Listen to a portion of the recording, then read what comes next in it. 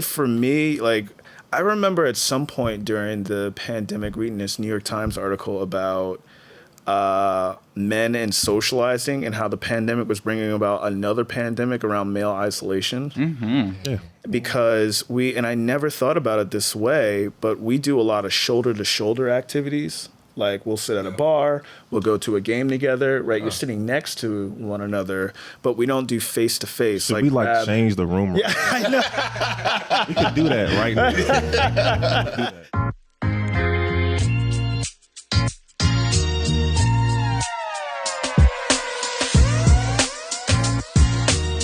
Do that right now. A lot of direction. Just throwing that out there. That wasn't a call out, but you know, any good ideas we could do. Next year. One of the afternoon sessions, I'll be like in a circle. Talk Bruh group therapy episode dropping. Make the eye contact a little easier. You know. Patriarchy has been a thing in our lives from day one. We've all been indoctrinated to patriarchy in all types of ways. Yeah. And as it relates to our mental health, you know, patriarchy does this thing where it takes us out of our bodies. It says, whatever you're feeling, don't feel that shit. Whatever you're experiencing, forget about that shit. So when did y'all first maybe realize that this process was happening and how it may have been affecting your mental health? Like, as a young Black boy, what if you were to go back and say, like, okay, I'm a boy, I'm free. This is my other friend. He's a boy. We may be holding hands. And then somebody says, no, don't do that shit. When did y'all first realize that this patriarchy and mental health thing was beginning to be, you know? If I may, patriarchy been whooping my ass since I was 6. So full disclosure, I'm gay.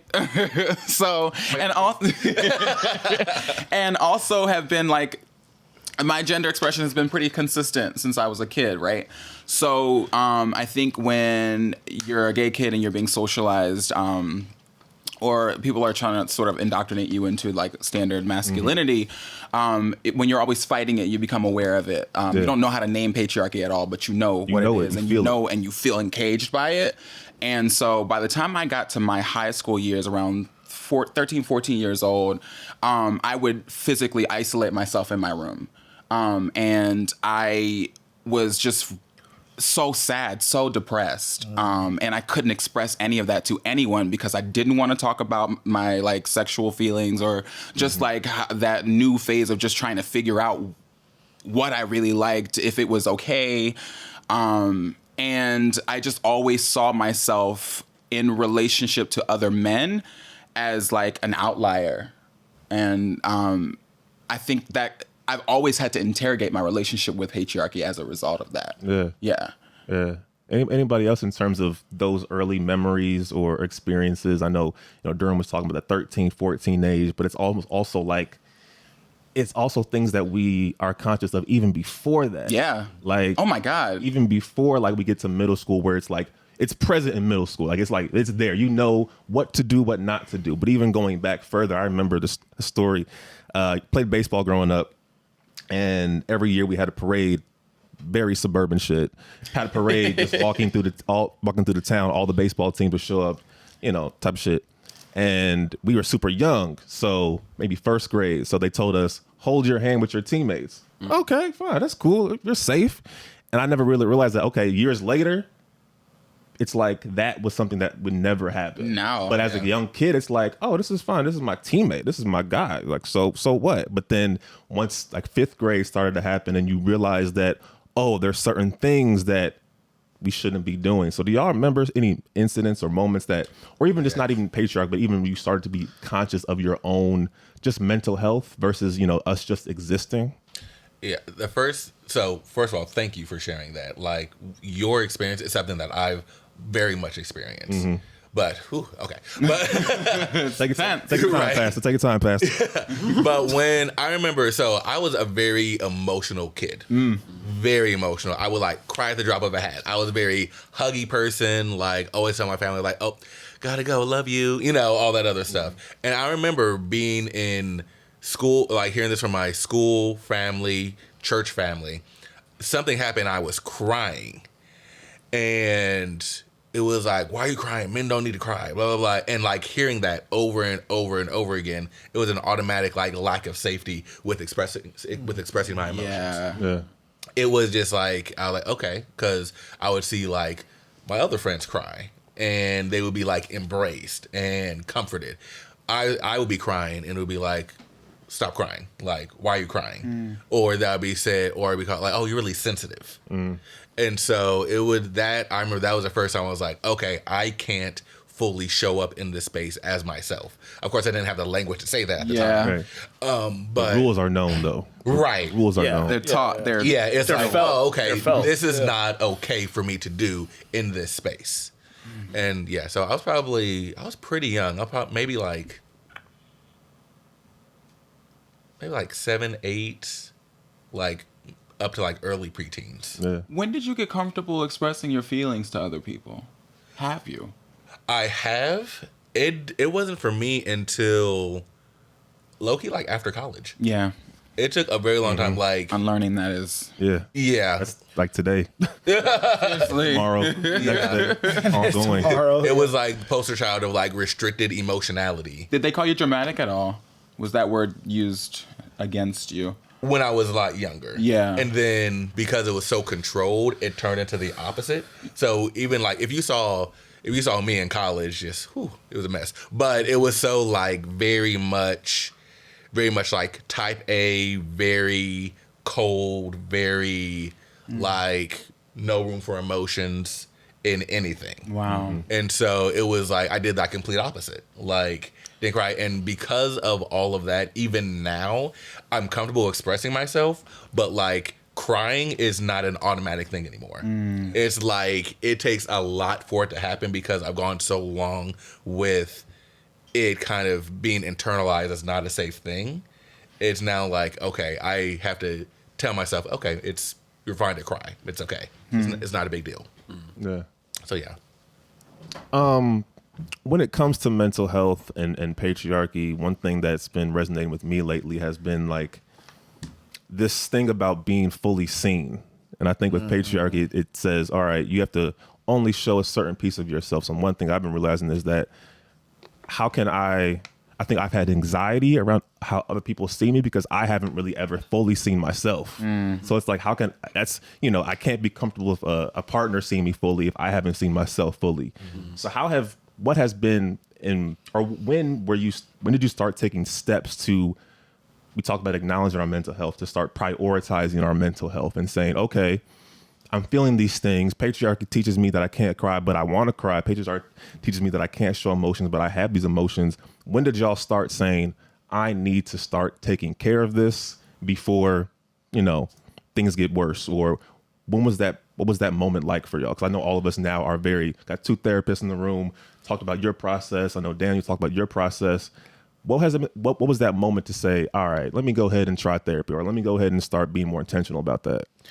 Well, I'll say 2 things. Like, one is related to the first question, but it also ties in this one, and that's that. I think it's really. I was just kind of like observing, like even how we're like answering this question. It's interesting to me that you two, right, are kind of like very aware, like really early on. And Jeremy, like you chimed in as well. But I do think, right, one's sexuality and gender identity as well can kind of, in a way, insulate one from the harmful effects of patriarchy in a way.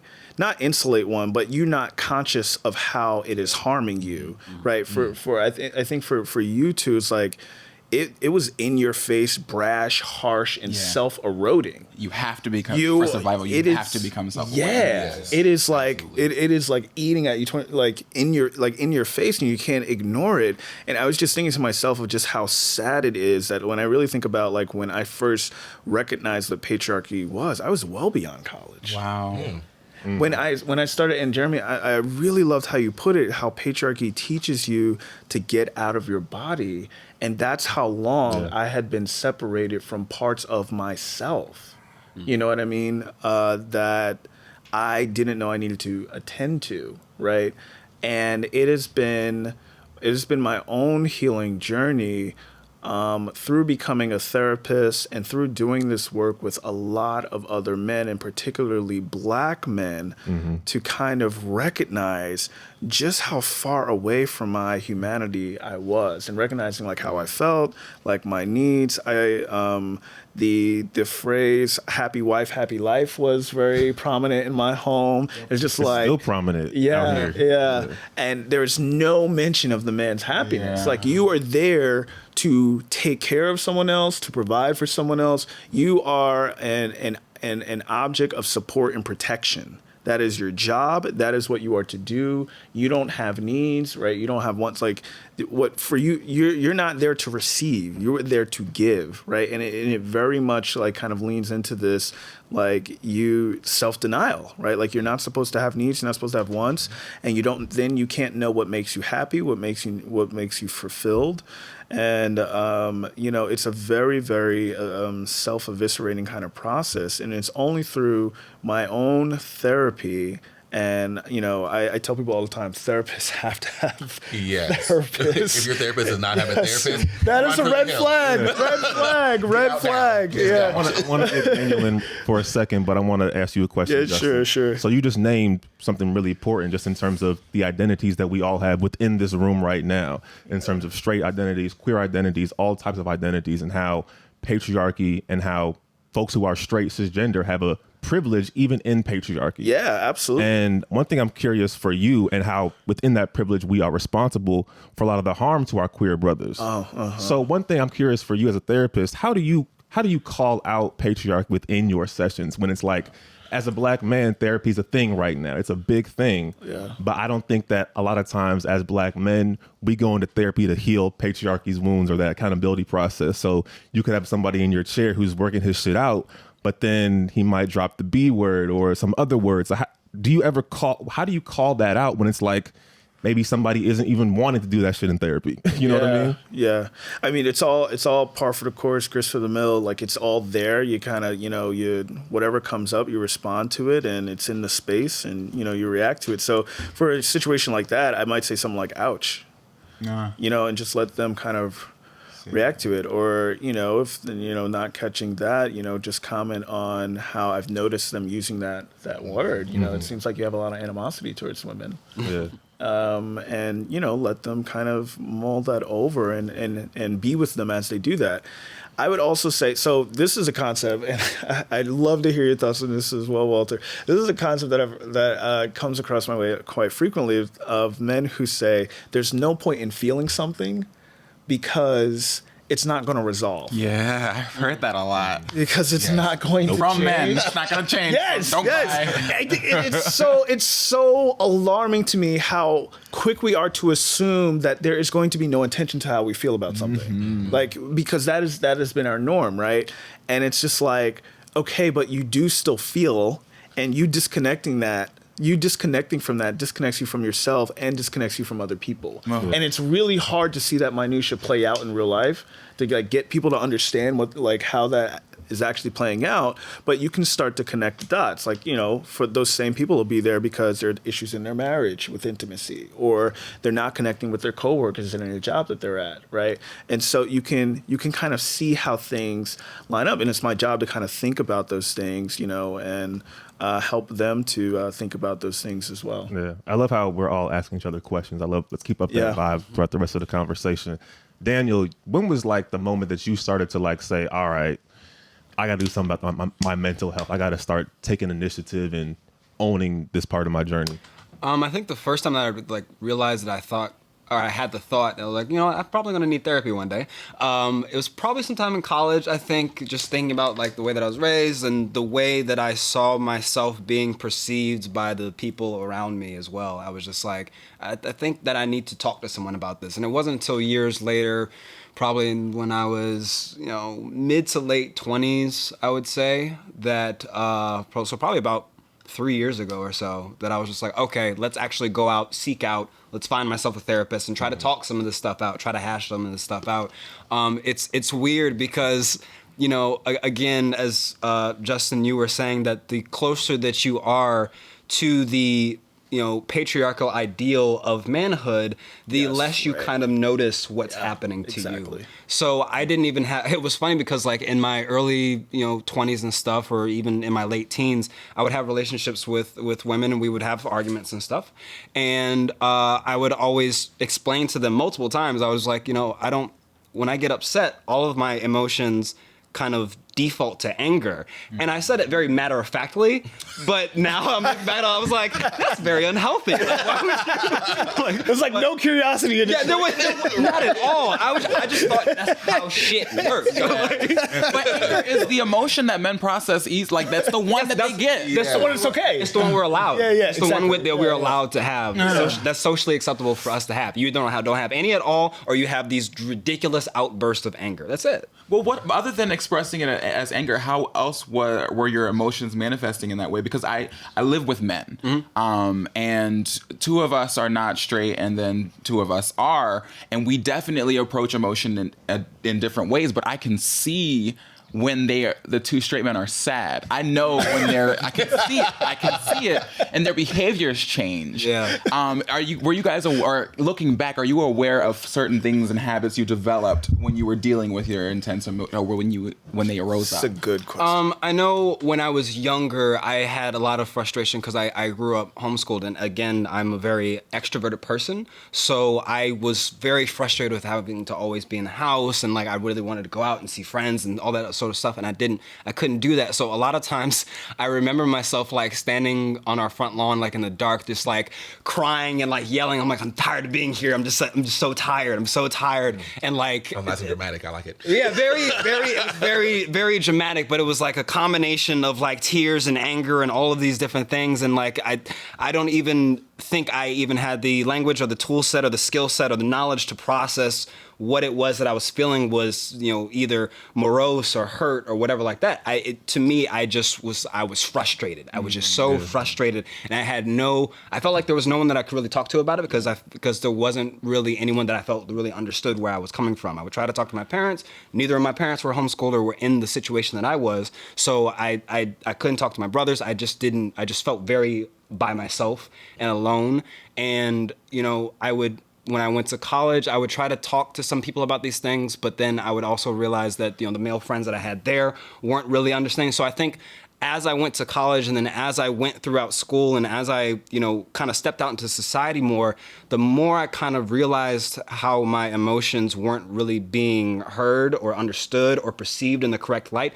So the more I kind of kept them to myself. Mm-hmm. Because one of the things that I realized about myself just as recently as like a month or two ago playing like a game with my wife was that one of my triggers, I guess you could say, is being misunderstood. Like saying something and then not being understood. I relate to that. Talk about it. I also relate to Having to repeat myself is the worst feeling. It's like, you didn't hear me? Wow. Right. But what's even I said it clear. what's even worse than having to repeat myself is saying something, someone repeating it, and then repeating it in a completely different way than I meant it. Be like, I say like, I want to go to the store, and the extreme example, I'm going to go to the store. What, you don't want to be around me anymore? I'm like, I didn't say anything close to that at all. Like My default, which is anger. yeah, exactly. No, but now the default in that point is to just shut down and be like, you know what? I'm not even going to express these things anymore. Or to say like, hey, I've been hurt by this, and someone to come back and say like, oh, well, so you're saying that I don't care about you? I'm like,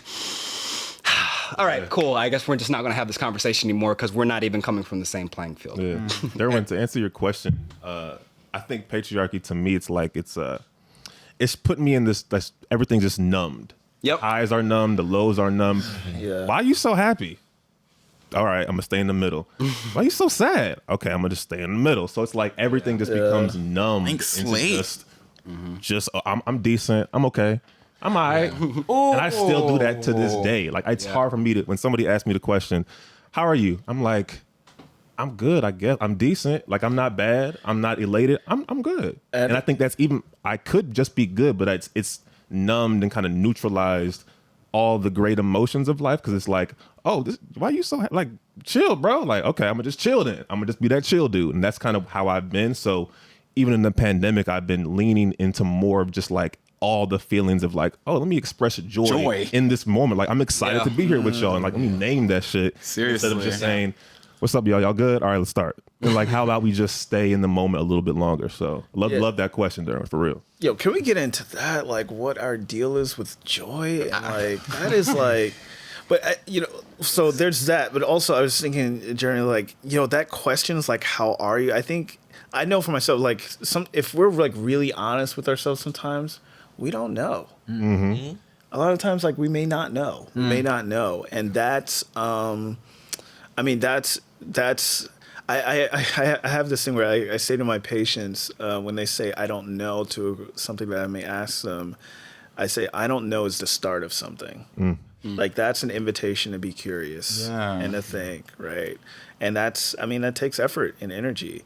Like getting back to this other point about joy, like there's something so vulnerable about that, I think, for us.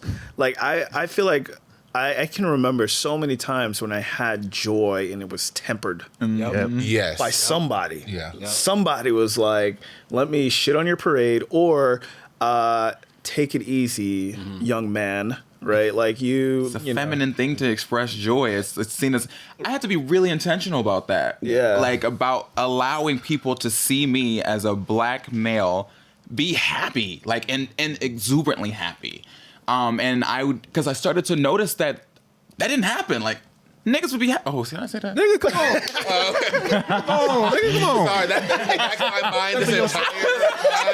I was like, can we say niggas? Niggas a lot. That's one of the first questions I asked, like, can we curse? They was like, yeah. But this person is also, so I was like, That is a different level. No. But niggas would be they would be happy, and I would watch them just be like,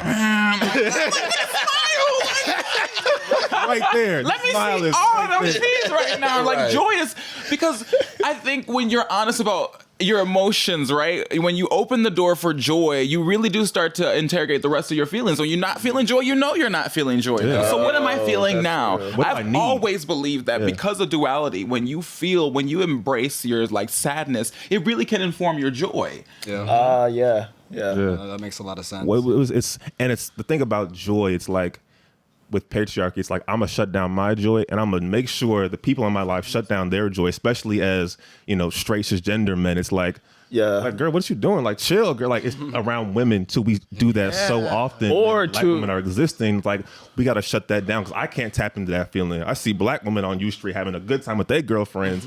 I gotta make sure they not having a good time because I can't tap into that feeling. I can't wear the rompas, but you can. You can. or to our non straight brothers, right? Like we just Happens all the time.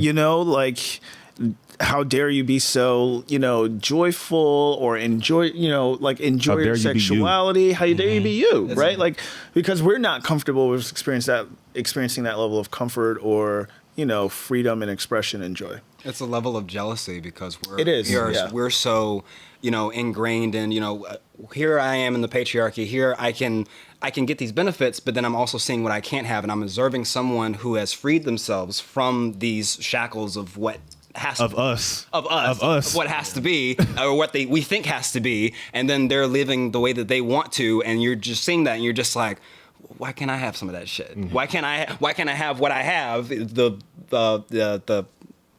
shit.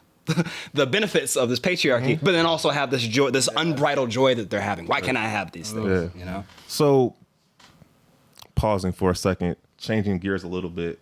Walter, I want to ask you this question, and Justin too. We're talking about patriarchy a lot, and one thing that has really stuck out to me just doing this research and kind of being in the space are these numbers. I'm going to read this stat real quick. According to the CDC, suicide is the third leading cause of death for black males ages 15 to 24. The third. Suicide rates have doubled among black men since 1980. In 2014, 2,400 African Americans died by suicide. Of these 2,400, 1,900 were men. 80%. And I want us to just hold that for a minute because that shit is heavy. And of course, what these numbers don't exactly capture are just how these suicide rates look for our different identity breakdowns and how a lot of times these rates are impacted by the fact that us as straight cisgender men make the lives of our queer brothers so much harder. So as a therapist, whoever wants to hop in first, why do you think that we haven't had real conversations on these crazy ass numbers?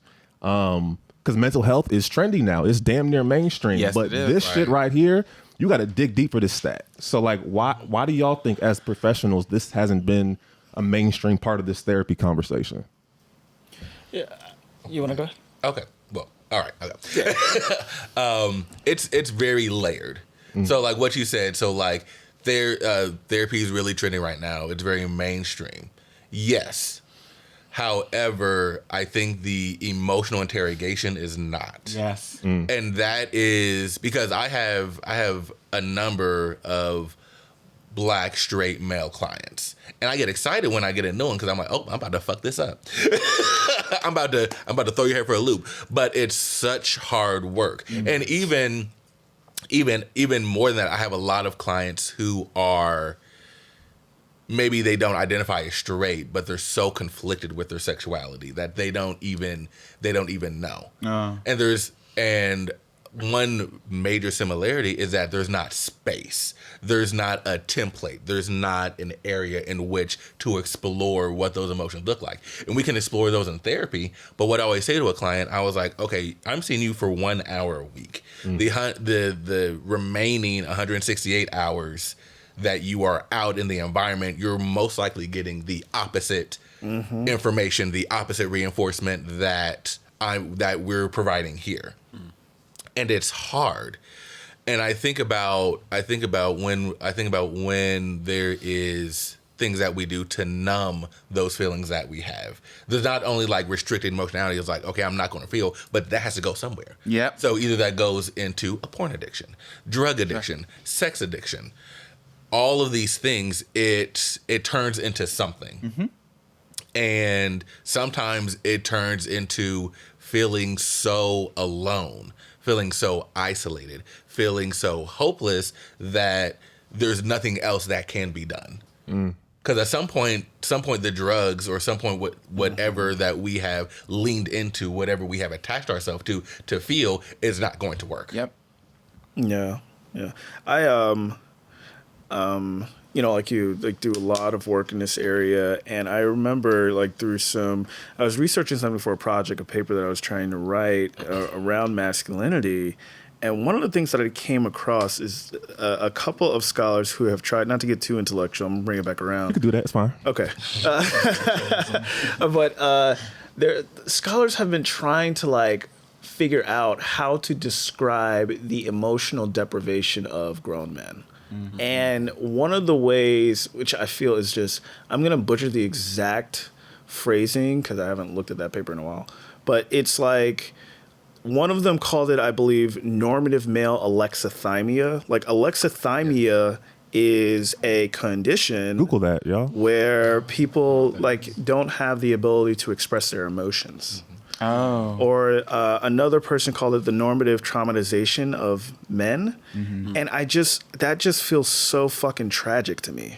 Yep. That they're trying, like they're calling that condition normative for men because of how we are socialized. And it's like, a lifetime of being taught to shove your feelings aside. Even with the culture that we're embracing now about therapy, about mental health, the emotional interrogation is really slow to come around because it's like, for many of us, there's not a there. It's like, that's not a thing that we even know about to consider to do, right? There's a lot of older men in my life who have said, they legitimately just don't know what they feel. They legitimately don't know. Or, patients that I've worked with where they, men who like say things that are incredibly heavy and painful and forget that they said it or just cannot connect with the emotion that's embedded in resonate. that. Yeah. It's like, and that's the tragedy of it. That's really, really hard to come back from as you get older, and therapy does offer that space that's so foreign to us. But it really, really does take time and a lot of effort to reconnect with oneself in a way that you've been taught since since you were single digits in age to dismiss or even worse, to stigmatize.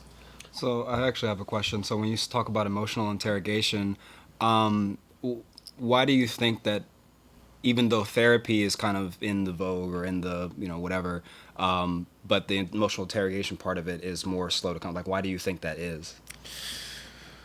I think it's because, like, very much what you were saying, it's such a foreign concept. Yeah. It's almost like saying, okay, you're going to leave here and you're going to go hop in a plane and you're going to go fly the plane, where you have never, ever had that experience or have ever known what to do to fly that plane.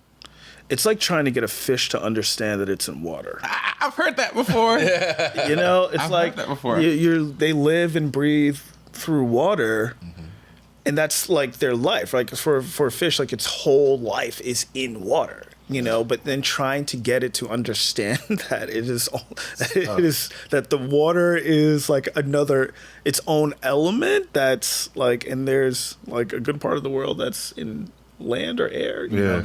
It's really strange. It's like it's like not a there. So I think we've come a long way with embracing mental health, but in terms of really, really thinking about how we feel and investigating our feelings and even taking our feelings seriously, we have a long way to go with that. Therapy taught me that really early, the importance of interrogating your emotions. I think it also helped me in my personal development, just understanding who I am as a person. I think in order to stay rooted, for people who have the more serious disorders, to stay rooted in reality, you do have to interrogate your feelings to just decipher between fact and whatever you're feeling in that moment. It's important to interrogate your feelings when you're dealing with anxiety and there's no actual danger and present. But you guys have made a really interesting point about when we were talking about suicide, because I keep saying that to my roommate, because we were talking about the fact that mental health is a huge hot topic right now, but it's so surface level. We only talk about anxiety and we only talk about depression in terms of I'm sad or I can't get out of bed, but we don't talk about how dark things get, or we don't talk about schizophrenia or bipolar disorder or any of the other clinical disorders. And I feel like we're not necessarily making the progress we could be making if we had included those a lot more. Yeah. No one talks about psychosis. Yeah, or bipolar, which is more common than schizophrenia and other forms of psychosis. It's a very complicated disorder because people do experience some form of disconnection from reality and the mania. If you have type 2, you have a lesser mania. It's called hypomania, which you don't go completely to the end of having your mind just going on and on and on and on and on and being that disconnected from reality. But but in mania, it's kind of it very much looks like psychosis, and a lot of people do deal with bipolar, and I do wish we could normalize that more, because it's very othering when people are dealing with those things and not familiar with what's happening to them. It's been difficult deciding it.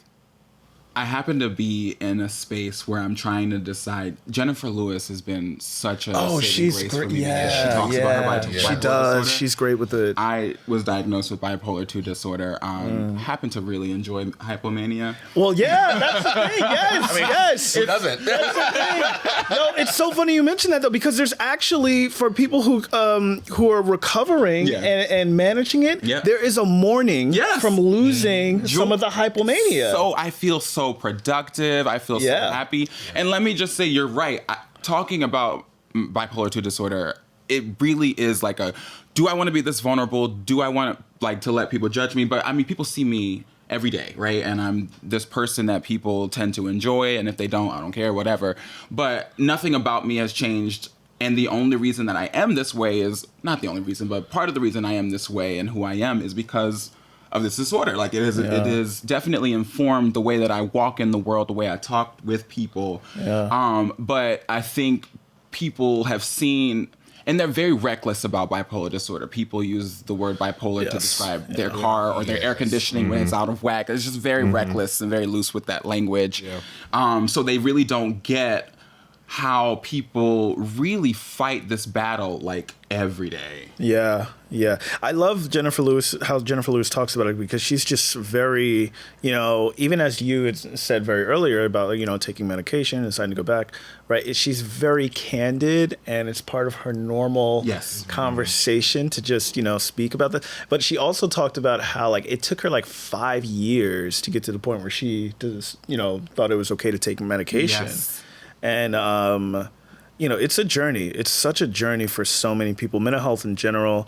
And if you deal with something with bipolar, it can be potentially even more, confusing. And I wonder, like, for you, did you find it isolating at times? No, that's a lot of why I feel. So I think when I look back at my experiences, I probably, if I had seen a psychiatrist, would have been diagnosed a lot earlier in my life, because hearing that my feelings were too much meant that I internalized a lot of that, and I don't imagine that made anything better. Mm-hmm. So now when I'm feeling the depths of that depression and bipolar 2 disorder, I'm not talking to anyone about how profound it is. And that's actually where it gets scariest, is because it's like I can't sit here in this and not say anything, because that's how people get to like suicide ideations. And like I've expressed to people before that there have been periods in my life where I have a very comfortable relationship with death in general. I've had to sort of like take the power out of it because of my experiences. But that there was a period when I was just in the depression where I was just like, yeah, I could die today. Like, that's fine. Like, and that was just it. And not being able to express that to people, or not being able to show people that like this thing is so pervasive and so ever present that just became my norm, my everyday. Yeah, it's well, number one, thank you again for sharing that with us in this way, because I think it's like you mentioned a really good point about, even in our pre-call, how depression, anxiety, common. We got it. We talk about it. But going that next step in digging into these stats about suicide and suicide ideation, talking about your personal experience having bipolar disorder, and it, as a community, it forces us to look so much more inward, and like really kind of what you talked about is that like emotional, excavation, emotional interrogation. And like, if our people in our community are experiencing these things, we need to show up for them. We need to say that, it's okay. We gonna figure this out. We gonna support you, and not just because we personally are uncomfortable by it. Provide the space and opportunities for us to all learn and see what support looks like. And I think that's one reason I'm really appreciative of these conversations, because we can actually talk about these things in a way that hopefully feels a little bit more normalized and pushes us a little bit more forward. So again, I appreciate all y'all's vulnerability in this conversation, because this shit is not easy. Like, no, it's not. We can talk about it. We do have some jokes, but this shit, generally speaking, is not easy shit to talk about. So with that said, with that in mind, we talked about, some of this stuff. I want to pivot a little bit to healing, and like, how have we began or in the process of healing some of the wounds of patriarchy? Because to various degrees, we've all been wounded by it. What has that healing process looked like? What has that journey been for y'all? Sometimes I think about, for me, in the beginning of the pandemic, one thing that really stuck out to me, my therapist, we were having a conversation, and I think I mentioned, I feel like, I think I said to him, like, I think I'm just good. I think I'm enough. And he kind of stopped me. It's like what you said, like, I hadn't really interrogated that. I just kind of said it. It kind of came out. So I know when patriarchy, capitalism teaches us that it's always the next best thing. It's like, you good, but there's always the next nigga who got more. So it's like you're always comparing yourself. So for myself, that healing process has often looked like, I am enough no matter what. Like, I am good. Like, let's talk, bro, could be gone tomorrow. I can move back to Chicago. Like, either way, like, I am good. I inherently have value. What has that healing journey looked like in terms of, we can talk about patriarchy, but it's in general. Like, what are some things that have been helpful for you to, embrace the full humanity of yourself? I think for me, I think it was either at the beginning of last year or beginning of this year, I started to just kind of tell myself, I'm not a big believer in New Year's resolutions. If I believe that there's something that I need to change about my life, I'm going to do it right then and there. But normally I try to take stock at the beginning of the year and just be like, okay, what can I change or what can I improve? And I think it was, like I said, either beginning of 2021 or 2020, I was like, I'm going to make sure that I embrace something that I like to do simply for the fact that I like to do it. Because I spent a lot of my time and a lot of my life doing things that I don't necessarily want to do or like to do in life, but I know that they're going to benefit me later on down the line. Or I know that they are going to supply me the type of life that I want to lead. Where instead I was like, okay, I need to be very intentional about starting to feed the parts of myself that inherently make me happy. So for me, that's cooking. I was saying the other day, I will probably cook until the day I die. And if I never make 1 red cent from it, I'll die happy. Like, I love cooking like that much. So I started like buying myself like more equipment, actually going like to classes and those sorts of things, and actually just finding myself doing those things with no other goal in mind other than to enjoy that thing for what it is. You know, like even if it wasn't the best thing, even if I like fucked it up or something like that, I'm like, okay, well, at least I learned and I can like do it better next time, and just really, truly just kind of have that joy that you were talking about, and just have that moment where you're feeling everything, you know, checking in with your body and stuff like that, and like, you know, I'm here, I'm in my flow, I'm all that sorts of thing. That kind of really helped me to kind of see other parts of my life where, you know, like I said, I'm doing them for some other ulterior reason, but, you know, enjoy this thing for what it is. Don't try to, because I think, especially for millennials, it's the hustle mentality. Like, I have to turn everything into some type of hustle. Like, I had my friends, I was telling my friends, like, oh yeah, I really love cooking. They're like, oh, well, you know, you could cook it and then like you could get DoorDash to deliver it and you can make money off of that. And I was just like, you know, I could do that, but then that turns into a job. Yep. And I don't want to turn something that I love this much into something that I end up starting to resent. You know, I want to leave it as it is. You know, like that's been very helpful for me, I think. That is amazing. Yes. Yeah. Appreciate it. I think for me, it's 2 things. So boundaries and positive self-talk. For me, and a little bit of what you were saying, you said a minute ago, Justin, was the idea around having to make space for so many other people, having to be available, having to constantly give to so many other people that you're not able to really do that for yourself. For me, growing up in a household where like riddled with addiction, like father has a really big addiction problem, and then just inconsistent moods from other people in my family, it's always been a space of me making space for other people, or me having to always be so emotionally attuned to what everyone else is feeling, being able to walk into a room and read the room so that I can feel safe. And a lot of that carries with me to this day. So, and I tend to be a bit more on the anxious end of life. So I always have to catch myself, because like, let's say my husband will like say like there's an issue with something. Like he's having like a problem with like his car, and we address things completely differently. He will sit and think about it for a little bit and then address it. I'm solution oriented. I was like, okay, well, let's call the shop. Let's do this. What's the warranty say? What's going on?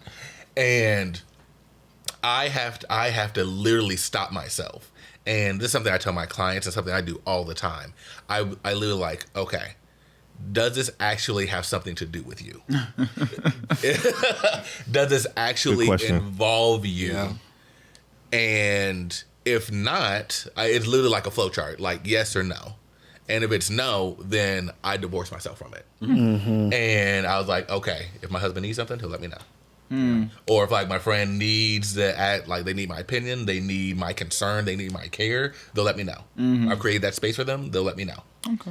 And so that has been a big thing that has stopped me from going down these like anxiety fueled rabbit holes to make sure that I'm doing all this other stuff that none of it actually has anything to do with me. I'm gonna adopt that. Relatable, yeah. I'm gonna steal that. It's like, does this have anything, like Walter, does this actually have anything to do with you? Oh, nope. All right. Yeah, I like that a lot too. Yeah. Daniel, you mentioned something about like, you alluded to kind of noticing what feels good in your body. Like, ROI or not, this is what makes me feel good. Yeah. There's this quote I want to read from Resmaa Menakem. Shout out to Let's Talk Bros Book Club. We read this book the past month. Shout it out if you're somebody who's listening. My grandmother's book club, my grandmother's hands. Yeah. Slight plug. The quote is, recent studies and discoveries increasingly point out that we heal primarily in and through the body, not just through the rational brain. We can all create more room and more opportunities for growth in our nervous systems, but we do this primarily through what our bodies experience and do, not what we think or realize or cognitively figure out. And shout out to Brother Turner and our book club for suggesting this book for us and kind of putting this in my headspace.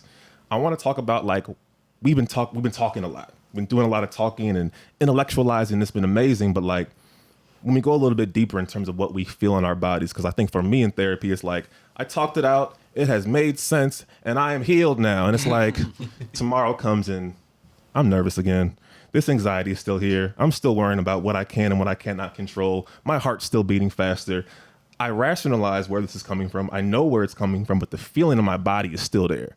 So for the therapist, for us in the room, how have y'all incorporated, or if y'all have done it, what has that body-centered healing looked like?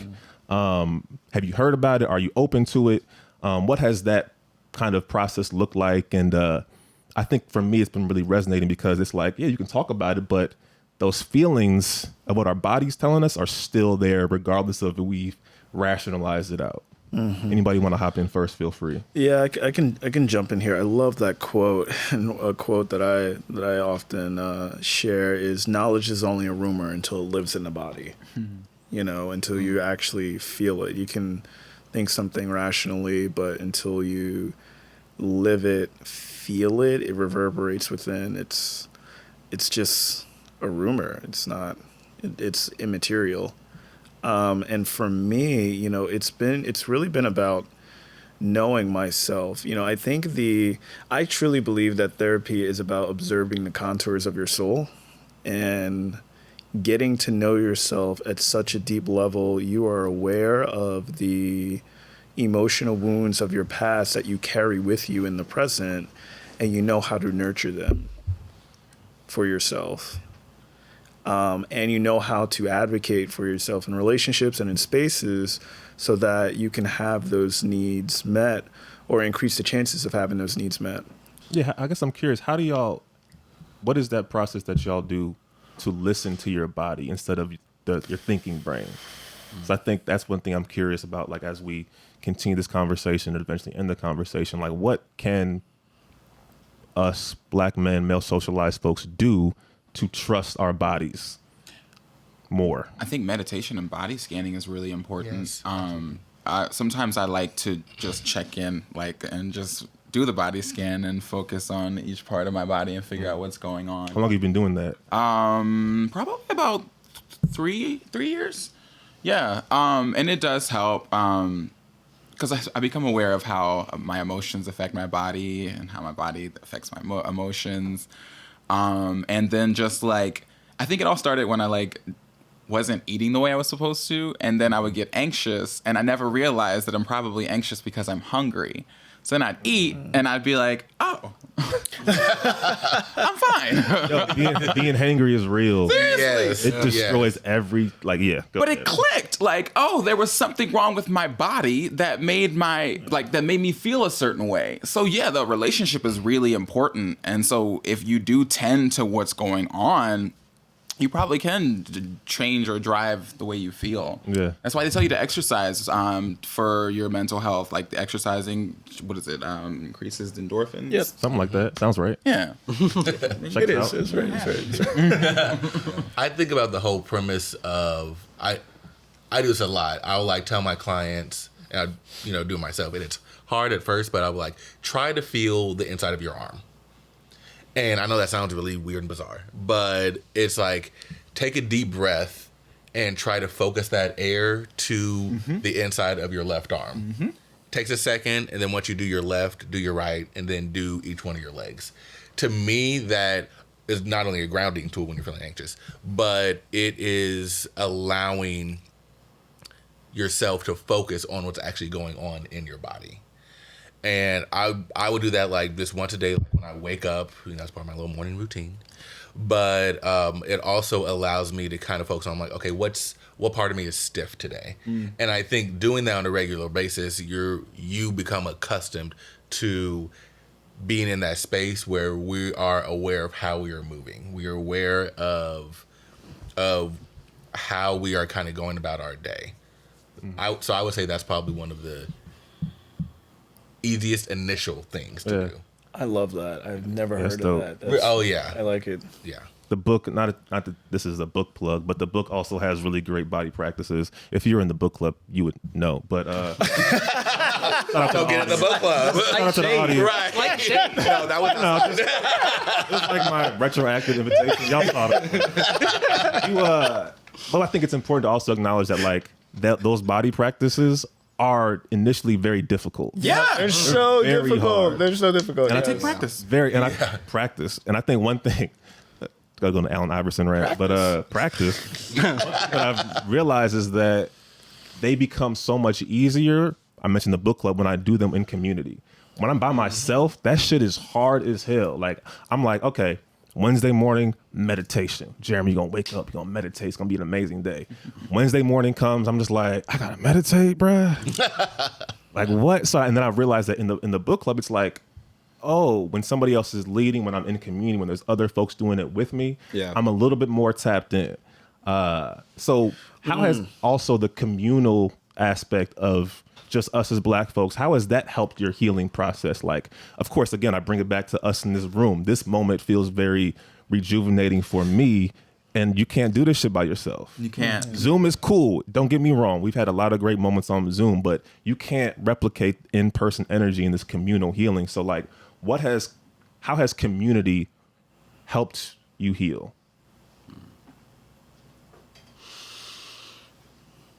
I had the realization in 2020 as we were examining isolation. I finally realized that community is like integral to how we've survived as Black people, like forever. We raise each other's kids in community. We feed each other when we lose jobs. We help each other deal with our trauma, even if we don't have the skills of a therapist. I think we offer comfort in so many different ways, and having that support certainly makes you feel less alone, and it builds, I think it's self-efficacy. You just feel so supportive and so much more resilient.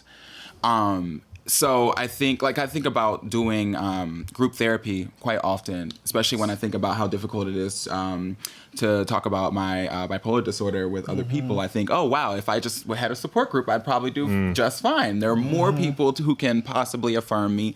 For every one person who either doesn't give a shit or doesn't understand what I'm going through. If I'm in a group setting, there's probably like 4 people who are like, yeah, I get it, or I totally understand. That's a valid perspective, or just making me feel comforted and affirmed. Yeah. I think of the group tenet of universality. And so we were all at my friend's house, and it was like in the midst of COVID. So we were like all sitting outside, and like, you could the feeling in the space was just like everyone was just worn down. And someone asked a question, and someone was like, I haven't like showered in like 3 days. And I was like, nigga, me too. And then like once that was like brought out, people were like, man, yeah, it's so crazy. And I think that in and of itself was healing, because like, oh, I am not by myself. Yes. Do I need to shower? Yes. But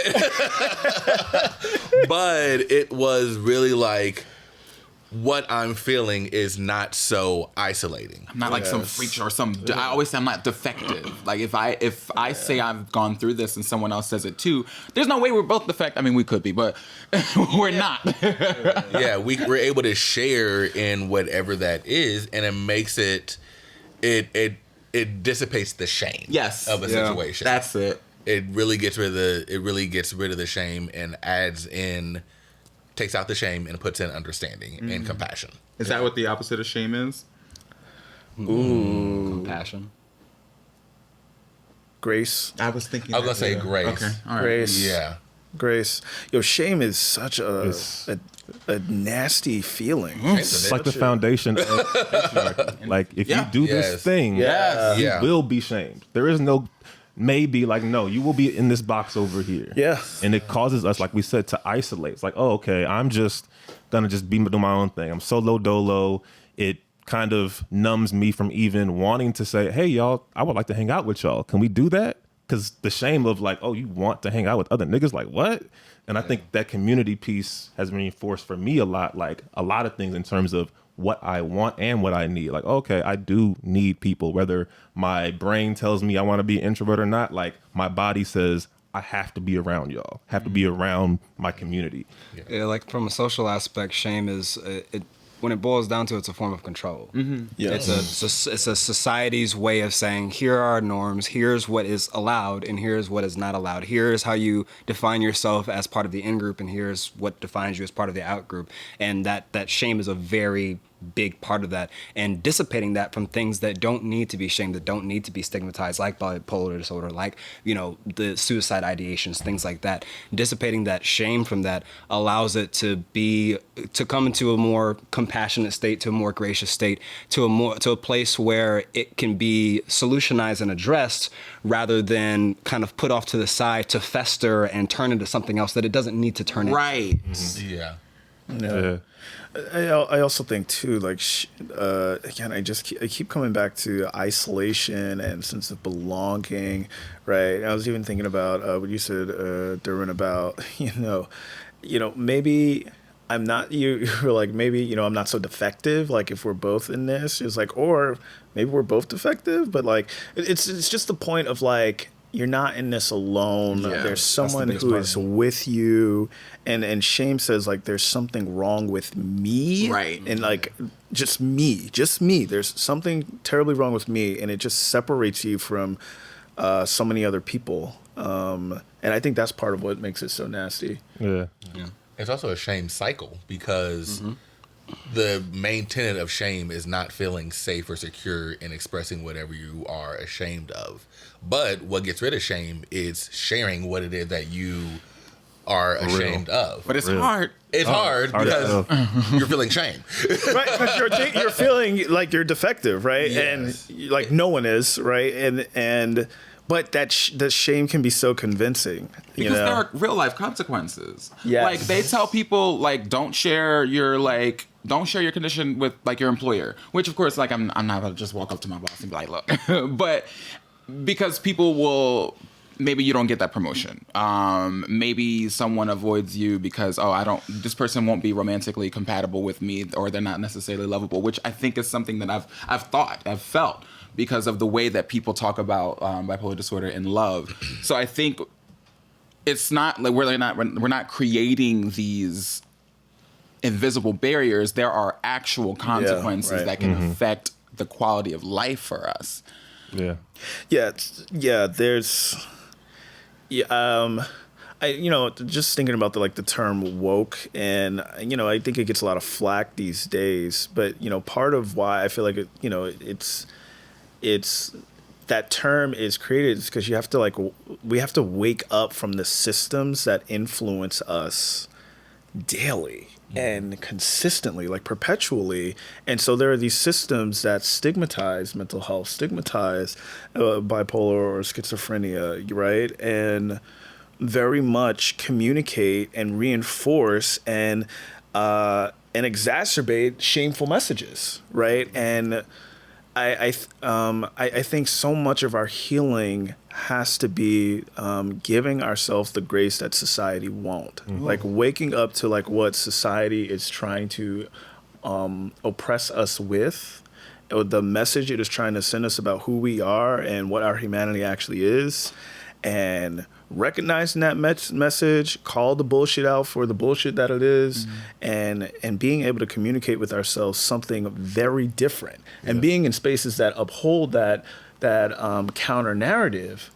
You need that. You need other people. You can't just tell yourself like the sky is blue if everyone thinks it's red. Like you can't. It's, if you're alone in that kind of counter narrative, then you're not going to be able to do it on your own. So these spaces of community are so important because you need those counter narratives to be able to give yourself the grace that society won't, and disconnect from the oppressive ideologies that can make us feel ashamed of who we are and the experiences we have. Thank you for that. That was really productive for me. That Absolutely. resonated. I think I kind of hit me in my feels a little bit.